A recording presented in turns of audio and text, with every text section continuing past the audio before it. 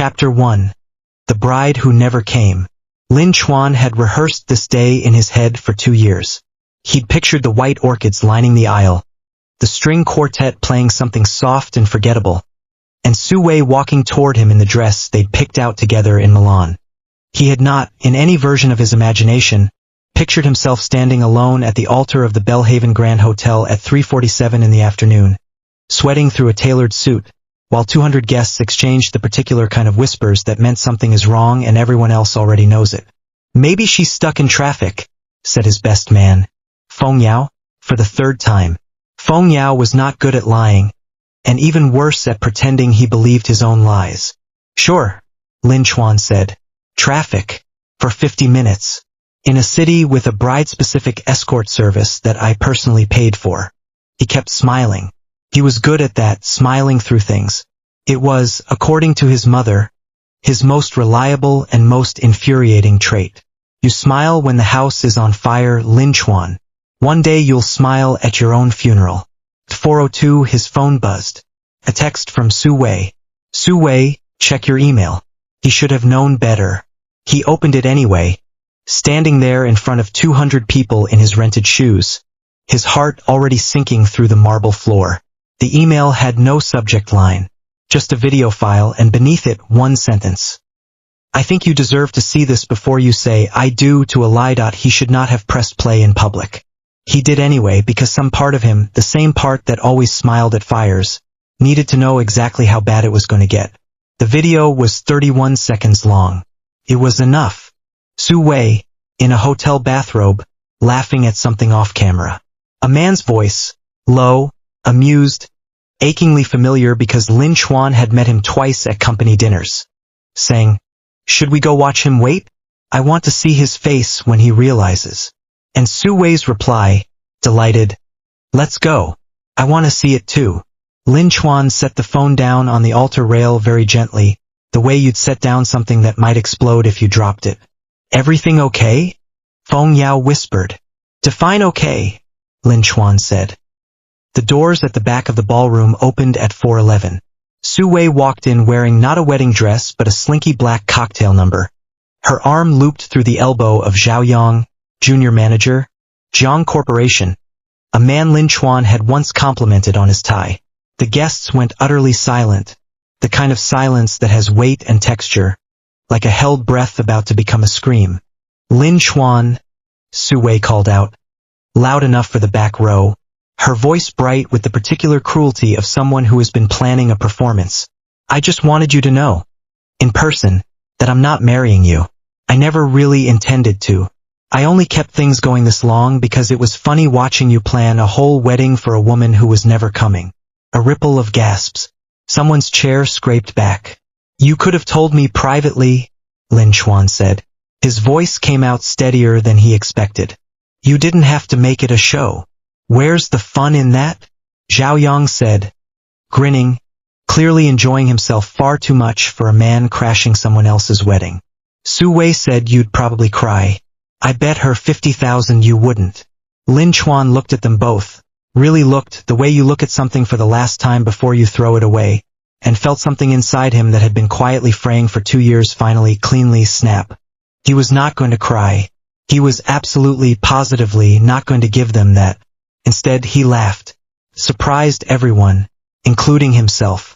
A real laugh, short and sharp, the sound a person makes when the universe has just told a joke so bad it loops back around to hilarious. "You flew here," he said. "Rented outfits, coordinated your timing, and orchestrated a whole scene to humiliate a man you don't even want.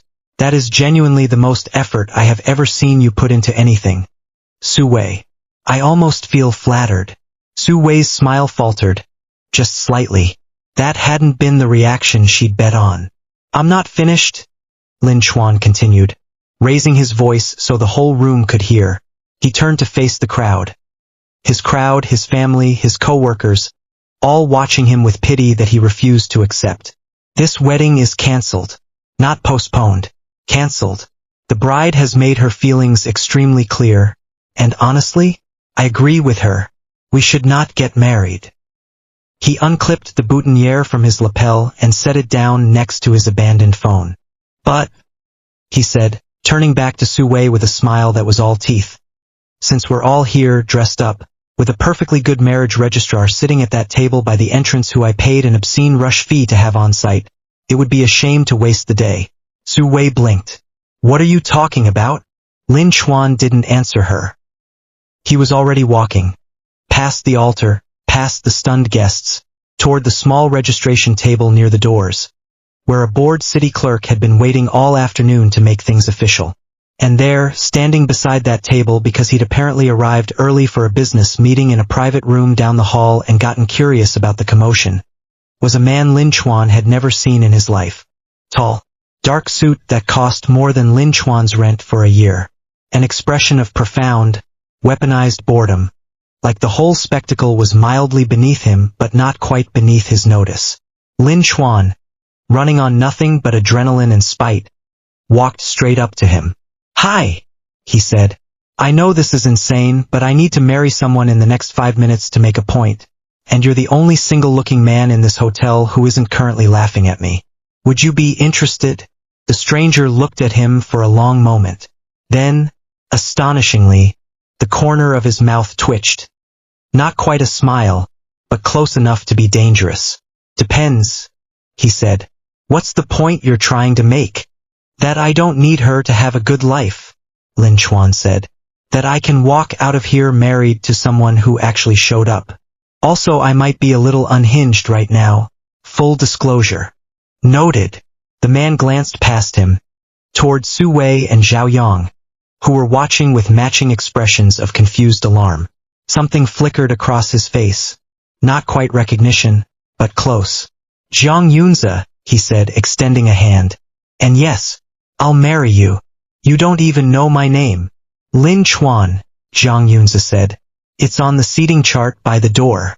And for the record, I have my own reasons for saying yes. This isn't charity. Lin Chuan should have asked what those reasons were. He should have asked a great many things. Instead, he just laughed again, lighter this time, and turned to the stunned clerk. We'll take the marriage certificate, he said. Rush fees already paid. Chapter 2. A marriage of extremely convenient timing. The paperwork took 11 minutes. The clerk, God bless her, did not ask a single question beyond the legally required ones, though her eyebrows spent the entire process somewhere near her hairline. Su Wei tried to intervene twice. The first time, she grabbed Lin Chuan's arm and hissed, "You're being ridiculous. You don't even know this man." The second time, she appealed to Jiang Yunze directly, apparently recognizing him, her tone shifting instantly from cruel to simpering. "Mr. Jiang, I don't think you understand the situation." "I understand perfectly," Jiang Yunze said, without looking up from the form he was signing. "You humiliated your fiancé in public for entertainment. He is now marrying me. The situation is not complicated. But, you may leave," he added, in the exact tone he presumably used to end board meetings. "You're not on the guest list for this part." Su Wei left, not gracefully. She left the way a poorly watered plant wilts, all at once and with maximum drama. But she left, dragging a bewildered Zhao Yang with her, and the ballroom doors shut behind them with a very satisfying thud. The remaining guests did not leave. If anything, they leaned in closer. "So," Lin Chuan said, once the certificate was signed and stamped and horrifyingly official, "I feel like I should mention that I don't actually know anything about you. Not your job, your family, whether you have a criminal record, any of it." "CEO of Jiang Corporation," Jiang Yunze said, folding the certificate into his jacket pocket with the calm of a man filing an expense report. "No criminal record. My parents have been threatening to disown me via increasingly detailed spreadsheets if I don't get married by the end of this year. I came to this hotel for an unrelated meeting. I did not expect to solve that problem in the lobby." Lin Chuan stared at him. "Wait, so you actually needed this?" "I needed a spouse who wouldn't expect anything real from the arrangement," Jiang Yunze said. "You needed to not look pathetic in front of 200 people. It's a fair trade." "That's extremely practical of you. I'm told I'm not a romantic person." He said it flatly, like a warning label. "You should know that going in." Lin Chuan looked around at the wreckage of his almost wedding. the abandoned flowers, the half-eaten appetizers. His own mother sitting 3 rows back with her hand pressed over her mouth, somewhere between horror and hysterical laughter, and felt a strange, giddy calm settle over him. Honestly, he said, after today, not romantic sounds like a vacation. Jiang Yunze's mouth did the almost smile thing again. Then we're agreed. Explaining it to his mother took considerably longer than the wedding itself. You married a stranger, she said, for possibly the 10th time, sitting in the back of his car as Jiang Yunze's driver took them all to what Lin Chuan assumed was Jiang Yunze's home, since he apparently had nowhere else to be that evening. A stranger you met 40 minutes ago, because your ex-fiancée was cruel to you. When you put it like that, it does sound bad, Lin Chuan admitted. It sounds insane. Mom, she brought her lover to my wedding to mock me. I think insane left the building a while before I did. His mother pressed her lips together, looked out the window at the city sliding by, and then, in the way mothers sometimes surprise you, reached over and squeezed his hand. He seems calm at least, cold, but calm. Better than that snake you almost married. Low bar, Lin Chuan muttered, but he squeezed back. The car eventually pulled through a gate that Lin Chuan initially assumed led to a small hotel. Given the scale of the driveway, the fountain, and the number of staff visible through the windows, it did not lead to a hotel. It led to a house that made Lin Chuan's childhood home look like a garden shed. You said CEO? Lin Chuan said slowly, as the car rolled to a stop. You didn't say this much, CEO. Does it matter? It matters a normal amount, Lin Chuan said. A very normal, not at all shocked amount. Jiang Yunze, for the first time since they'd met, looked almost amused by something other than his own restraint. You'll get used to it. Waiting on the front steps, alerted apparently by a phone call from someone on staff who could not resist gossiping, were 2 people Lin Chuan could only assume were Jiang Yunze's parents.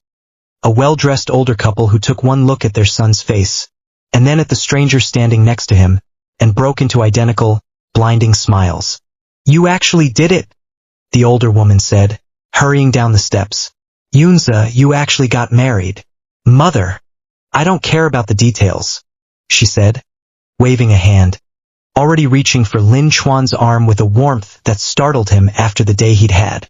Come inside, you must be exhausted. Was the wedding lovely? We'll want photos eventually, but not tonight. Tonight we just eat. Mrs. Jiang, I should explain, Lin Chuan started. Call me Auntie Hui, she said instantly, steering him toward the door like she'd known him for years instead of 90 seconds. And explanations can wait until after dinner. You look like you've had a day. Behind them, Jiang Yunze's father clapped his son once on the shoulder. Not affectionate. Exactly, more like relief made physical, and said, Good. Now maybe your mother stops sending me spreadsheets at midnight. Jiang Yunze exhaled, long and slow, the closest thing to a real reaction Lin Chuan had seen from him all day. Welcome to the family, he said dryly to Lin Chuan. I'd apologize, but I did warn you it wasn't going to be romantic. Lin Chuan, being steered through the door by a delighted woman who was already asking what he liked to eat and whether he had allergies and if he preferred the guest wing or the east wing, thought that maybe, just maybe, this had been the best decision of an otherwise catastrophic day. Chapter 3. The Man Who Married Money and Didn't Notice. It took Lin Chuan 3 full days to understand the scale of what he'd walked into. The house had 11 bedrooms. There was a chef. There was a man whose entire job appeared to be caring for an orchid collection in the East Conservatory, and he took this job with the gravity of a heart surgeon.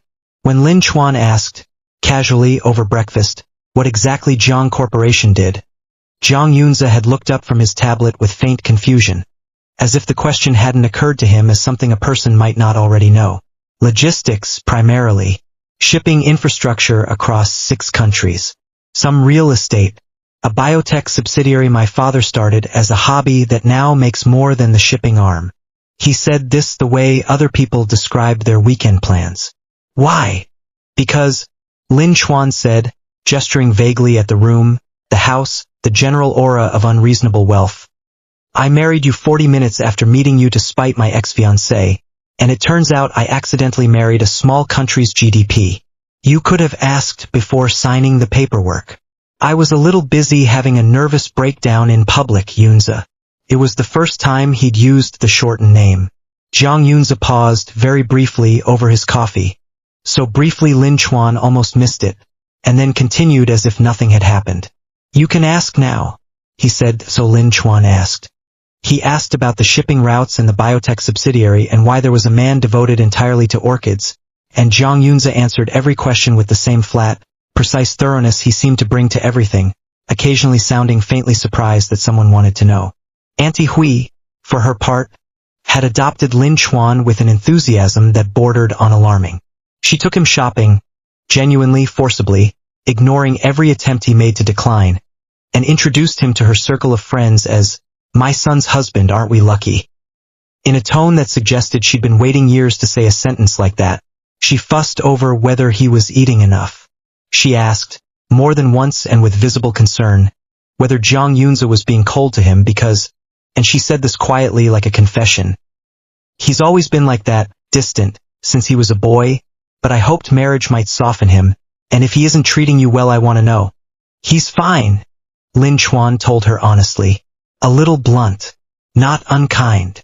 That's more than most people get out of him," she said, relieved. Jiang Yunze's father, Uncle Shang as he'd been instructed to call him, was quieter but no less warm in his own way. He took to inviting Lin Chuan into his study in the evenings, not to discuss business, but to play chess badly on Lin Chuan's part. "You're terrible at this," Uncle Shang said one night, watching Lin Chuan lose his queen to an obvious trap for the third time. "I know. I'm sorry. I'm better at things that don't require thinking 3 moves ahead." "Yunze plays 3 moves ahead in everything," Uncle Shang said, moving his rook. "Has since he was 7. Cold, calculating, never surprised by anything." He glanced up. "You surprised him. In the lobby of that hotel. He told his mother about it before he told her he was married. Did you know that? Called her from the car. Said, and I quote, 'A stranger asked me to marry him to make a point and I said yes, I don't know why.'" Lin Chuan blinked. "He doesn't seem like the type to not know why he does things." "He isn't?" Uncle Shang said and left it there, in the maddening way of a man who knew exactly what he wasn't saying. By the end of the week, Lin Chuan had also learned, mostly through overheard staff conversation, because Jiang Yunze himself barely discussed office matters at home. The detail that turned his stomach: Zhao Yang, his ex-fiancée's lover, the man who'd flown in specifically to mock him at his own wedding, worked at Jiang Corporation, junior manager, logistics division, which made him, as of 11 days ago, an employee of Lin Chuan's own husband. He brought it up at dinner carefully. "Zhao Yang," he said, "the guy from the wedding. He works for you."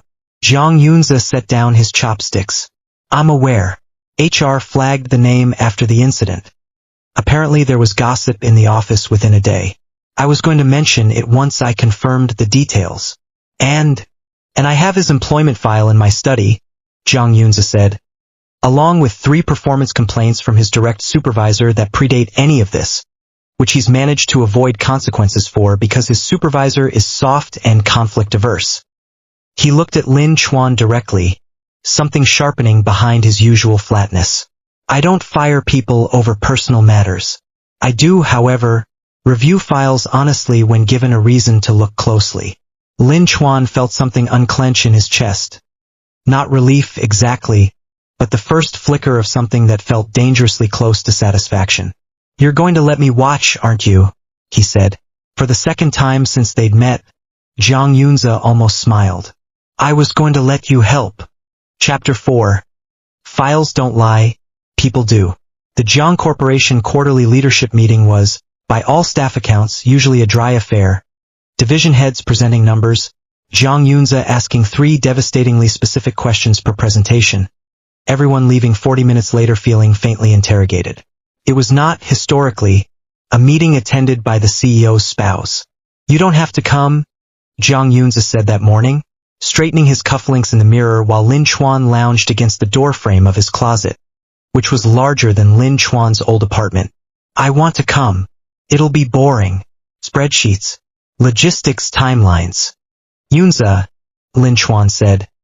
The man who orchestrated a public humiliation at my wedding works in that building. And you're telling me there's a meeting today where his division reports numbers in front of you. I have never in my life wanted to watch a spreadsheet presentation more.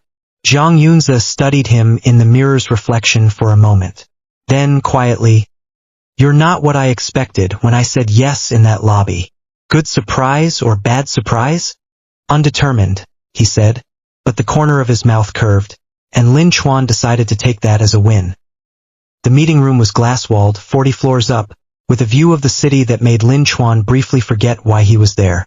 He sat in a chair near the back, technically a guest, introduced by Jiang Yunze's assistant simply as Mr. Lin, observing today. A phrase that made several division heads visibly recalibrate their posture. Zhao Yang did not recognize him at first.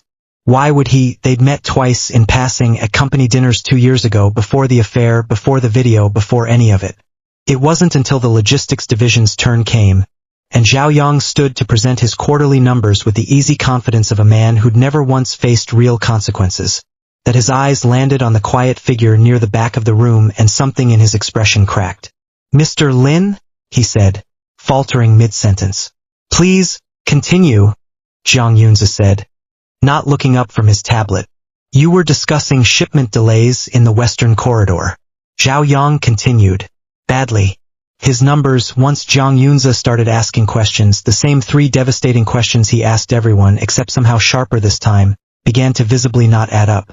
You reported a 12% efficiency gain in Q2, Jiang Yunze said.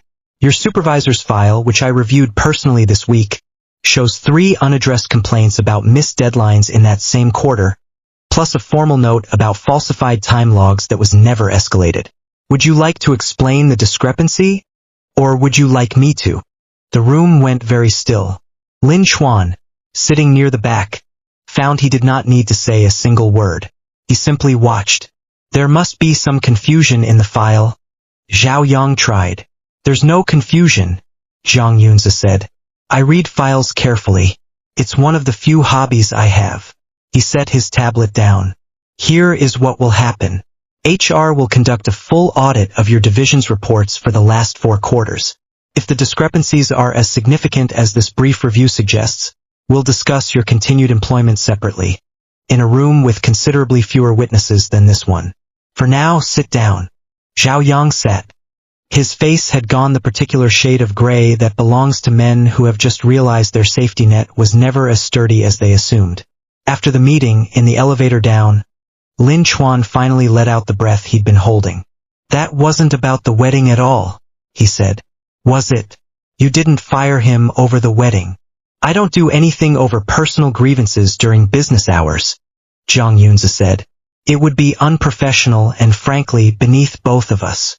What happened in there was about falsified reports and an incompetent manager who's been coasting on charm. The wedding just told me where to start looking. Lin Chuan looked at him. Really looked, the way he had at the altar when everything fell apart, except this time what he felt wasn't desperation. It was something warmer and far more dangerous. That's terrifying, he said. In a way I find deeply attractive. For the record. Jiang Yunze's ears, Lin Chuan noticed with delight, went faintly red. Don't, he said. Don't what? Say things like that. In elevators. Where I have nowhere to go. Lin Chuan grinned the whole way down. Chapter 5, The Lady Boss Makes an Entrance. Word travels fast in circles where money and gossip overlap, and within 2 weeks, Lin Chuan had gone from the man Su Wei humiliated at his own wedding, to the man who married the Jiang Corporation CEO out of spite, and then apparently helped audit an entire division into the ground. People he'd never met began treating him with a caution usually reserved for unexploded ordnance. He loved it, honestly. More than he expected to. Su Wei, predictably, did not take the shift in status well. She showed up at Jiang Corporation's annual charity gala uninvited. Technically invited as Zhao Yang's +1 before Zhao Yang's employment status became, delicately, under review. Wearing a dress clearly meant to remind everyone that she, too, could occupy expensive rooms. Lin Chuan, she said, cornering him near the champagne table with the particular smile of someone who has rehearsed a comeback line. I heard you got some poor rich man to marry you out of pity. Cute. Does he know you're only there for the money? Lin Chuan considered several responses. He settled on the one that would be most useful. Su Wei, he said pleasantly. I want you to know I genuinely feel sorry for you. Not because of what you did to me, that worked out remarkably well all things considered, but because you clearly still think humiliating people in public is your best move. It backfired spectacularly the first time. You'd think you'd have learned. You think you're clever, she said. Playing house with a man who married you for convenience. Everyone knows it's not real. You'd know a lot about not real things, Lin Chuan said, since your whole relationship with Zhao Yang seems to be crumbling right along with his career. How is that going, by the way?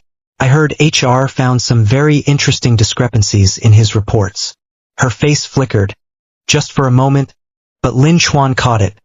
The exact instant she realized Zhao Yang hadn't told her the full extent of his professional collapse. That's not, she started. It's really none of my business, Lin Chuan said cheerfully. I just find it funny. You picked the guy with the fake charm and the fake numbers over the guy who actually stayed and planned an entire wedding for you. And now you're both standing here, at a gala for a company that's about to fire him, wearing a dress you probably can't really afford anymore, telling me my marriage isn't real. He took a sip of champagne, savoring the silence. For what it's worth, he added. I hope it works out for you too. Genuinely. I'm not bitter, you did me a favor. I just think it's a little sad that you had to be cruel to figure that out. He might have left it there, might have walked away with his dignity fully intact and called it a victory, except that was the exact moment Jiang Yunze appeared at his side, having clearly heard at least the tail end of the exchange, and slid a hand lightly against the small of Lin Chuan's back in a gesture so casually possessive it made Lin Chuan's pulse do something complicated. Ms. Su, Jiang Yunze said, with the flat, terrifying politeness of a man closing a deal he'd already won. I don't believe you were on tonight's guest list under your own name. I'll have someone escort you to the door before this becomes an issue for building security. Su Wei opened her mouth, found nothing sufficient to say, and left. This time not with theatrical drama, but with the quiet, deflated exit of someone who has finally, fully lost. You didn't have to do that, Lin Chuan said once she was gone. I had it handled. I know, Jiang Yunze said. I wanted to anyway. Why? Jiang Yunze looked at him for a long moment, something unreadable moving behind his usual composure. Because, he said finally, watching you handle her yourself was the single most satisfying thing I've seen all year, and I didn't want it to end with her getting the last word. Lin Chuan felt his face go warm in a way that had nothing to do with the champagne. Careful, Yunze, he said. That almost sounded romantic. Don't get used to it, Jiang Yunze said, but his hand stayed exactly where it was. Don't get used to it, Jiang Yunze said, but his hand stayed exactly where it was. Chapter 6. Falling slowly, then all at once. It happened in small increments, the way most real things do. It happened in the way Jiang Yunze started leaving his study door open in the evenings, where he used to keep it shut, as if some part of him had decided he didn't mind being interrupted anymore. It happened in the way he started answering Lin Chuan's ridiculous questions. What's the most useless business acquisition you've ever approved? Why do rich people always have too many staircases? Is it true you once fired someone via a single-sentence email, with actual, detailed answers instead of the clipped non-replies he gave everyone else? It happened in the way Lin Chuan, who had never in his life been described as graceful, tripped over the same ottoman in the sitting room for the third time in a month, sending a tray of tea across the floor, and instead of the exasperated sigh he braced for, Jiang Yunze simply set down his tablet, crossed the room, and steadied him by the elbow before he could fully hit the ground. You are, Jiang Yunze said, deadpan, the single clumsiest person I have ever met, and I've watched interns spill coffee on merger documents. It's a gift, Lin Chuan said, from somewhere near the floor, still half-tangled in Jiang Yunze's grip. Endears me to people, lowers their guard. It's endearing something, Jiang Yunze muttered, and there it was again. That almost smile, except this time it didn't stop at almost. It bloomed, small and real, and Lin Chuan felt his own breath catch at the sight of it, because he'd learned by now that Jiang Yunze did not smile easily, did not smile for staff or business partners or even, most of the time, his own parents. He smiled, apparently for one person, and lately that person had been Lin Chuan more often than either of them wanted to admit out loud. Auntie Hui noticed before they did, of course. Mothers usually do. He hums now, she told Lin Chuan one afternoon, conspiratorially, while they sorted through orchid catalogs in the conservatory. Yunze. In the mornings. He's never hummed a single note in his life, not even as a child. Now I hear him in the hallway. Some ridiculous pop song, and I know exactly who's rubbed off on him. That could be a coincidence, Lin Chuan said, feeling his ears go warm. It is not a coincidence, she said firmly. I raised that boy. I know cold weather when I see it, and I know what it looks like when it finally starts to thaw. You did that. Don't argue with me. He didn't argue. He didn't have much of a rebuttal, honestly, because he'd noticed it too, the humming, the open study door, the way Jiang Yunze had started, without being asked, ordering Lin Chuan's favorite tea in bulk after a single offhand comment 3 weeks earlier. The night it finally, properly broke open. They were on the back terrace, well past midnight.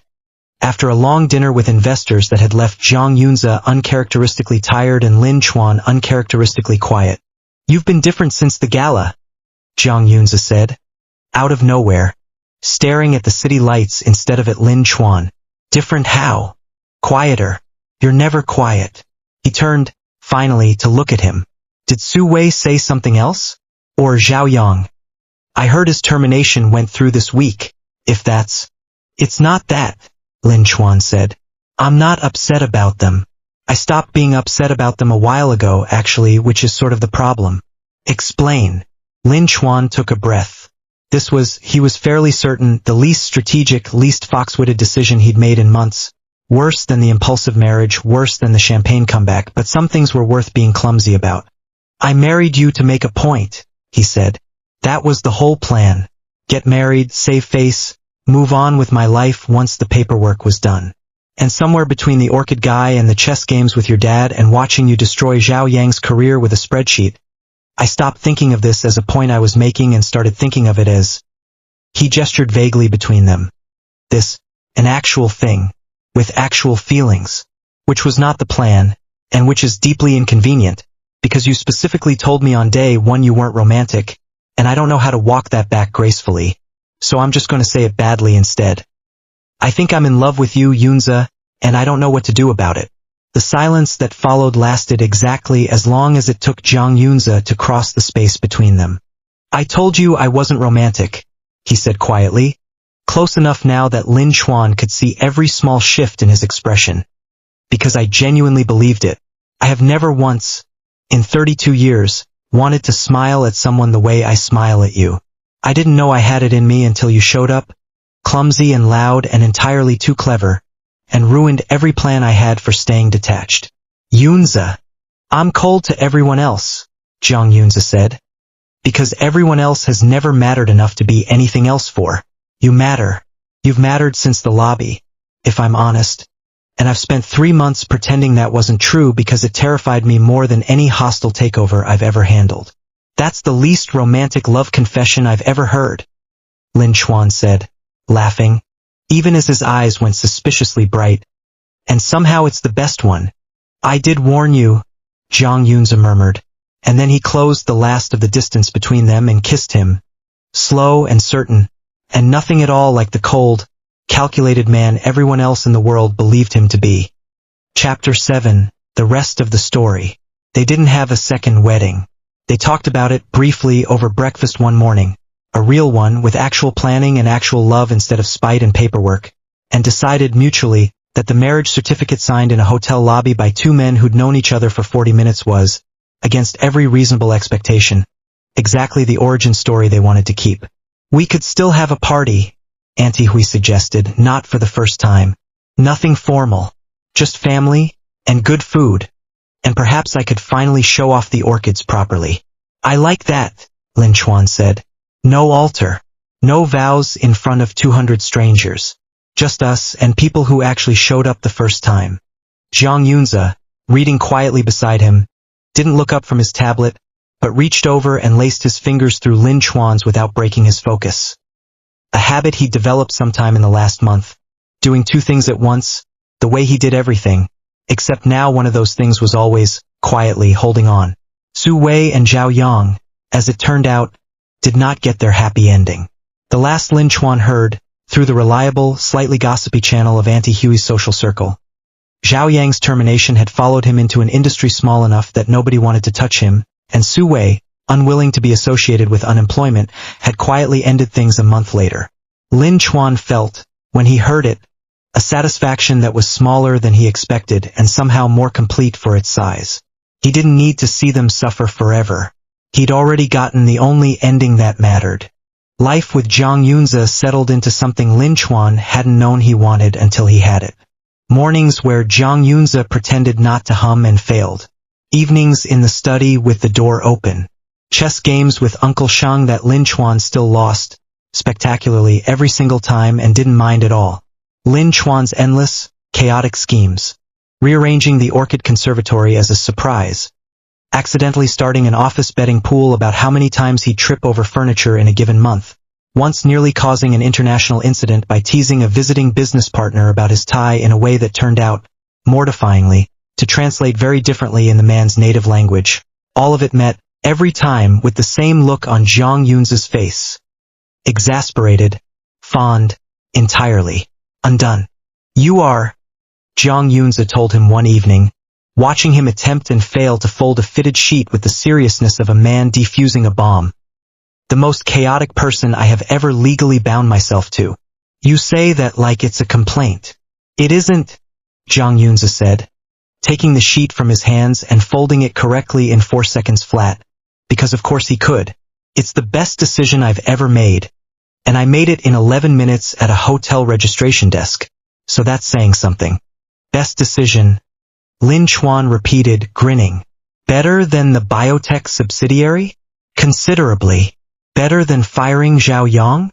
"Don't push your luck." Lin Chuan laughed. The same laugh he'd let out at the altar all those months ago. Except this time there was nothing bitter in it. Nothing brittle, just the plain, unguarded sound of someone who had walked into a disaster and somehow walked out the other side with exactly the life he didn't know he was looking for. Outside, the orchids were blooming.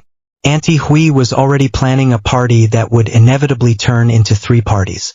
Uncle Shang had a chessboard set up and waiting. And Jiang Yunze, cold to the entire world, and warm only, completely, for him, reached over and pulled Lin Chuan against his side without a word. The way he did every night now, like it was simply where Lin Chuan belonged. It hadn't been the wedding Lin Chuan planned. It had turned out to be so much better. The end.